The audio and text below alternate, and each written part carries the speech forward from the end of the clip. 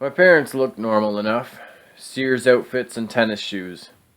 My mother had a small scar on the left of her upper lip, which came from a drunken fight with my dad one night. They had only drank a few times together before then, each of them ending in a pleasant night of lust. This night was different than the rest. She had told him she wanted to end things, and he loved her too much to lose her. He was a lonely man, but she was a social butterfly, and this caused tension. He only had her in his life and would do anything to keep her. She grabbed the door and had it open halfway when he had come up behind her. He went to grab her arm and turn her around, but he lost his balance in his drunken state and pushed her into the door. She says, "After he pushed me, I gave him a beating that Tyson wouldn't have wanted." They both snapped that night, each from different blows to the face, and it came to them throwing punches and household objects at one another. Police were called, and both were kept in cells overnight, then released the next morning. Neither of them drank after that night, or had much of an argument after that, now that I think back on it. They were in their early 20s when that happened. Easy to make mistakes when you're both young and dumb, I suppose. My mom, Annie, was a 5'5" Scottish lady who, at everyone's admittance, would fight or confront anyone, male or female. She was raised by her father and older brother, so I'm sure it came from being the only girl in the house. Although, I never saw her as a tough lady, even when getting mad at people. I always saw her as someone who would rather be perceived as tough than would have to actually prove it. My dad, Michael, was 6 foot and was raised throughout orphan houses, or foster homes as they're called now, and abandoned buildings. His parents were unknown, and he didn't care to change that at any point in his life.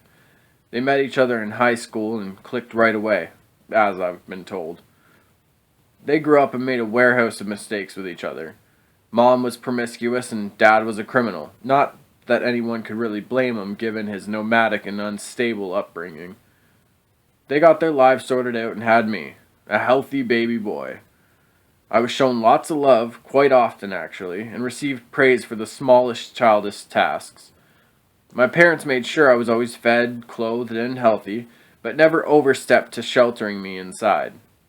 As I already told you, I spent quite an amount of time in the forest behind my house, and if my parents had overstepped to the overprotective side, they would not have allowed me to pass my days away from their sight.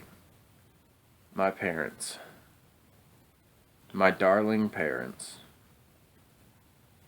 I loved them, but I couldn't help but envision them pale, cold, lifeless. I was 8 years old, still fresh and open to all the world's lessons. I went to school and played with my friends. I sat in class and thought about the lesson and what I was going to do when I got home that day. Father would be at his poker game until 7, and Mother would be home when I got there. I'd have some alone time with my mother, which I was especially excited for today. Mom told me we'd go for a walk in the forest and I could show her my favorite spots around it. School ended and I raced out the front door to get the school bus home. I sat at the back and stayed quiet that day. I wasn't in the mood for conversation. I had too much on my adolescent mind thinking about showing my mom the forest's mysteries. I arrived at home and was upset to find my mother sleeping, which meant no to the forest walk. I could feel my heart pumping against my ribs as my frustration grew to anger. She was sleeping. Sleeping! I stared at her sleeping on the couch, mouth open as she snored softly. I brushed her hair off of her face so I could see her better. My mother was a beautiful lady, even with her small facial scar. Her face twitched when I did this, but she didn't wake up. I stood still, holding my breath for at least 30 seconds, hoping I wouldn't wake her up. When it seemed alright to move again, I made my way to the kitchen and grabbed a knife from the top drawer.